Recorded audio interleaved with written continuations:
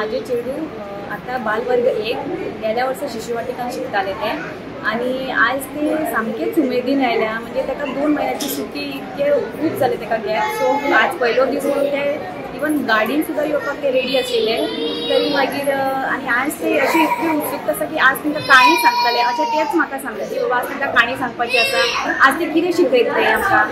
अशें तेंची उमेद हे जावपाचें.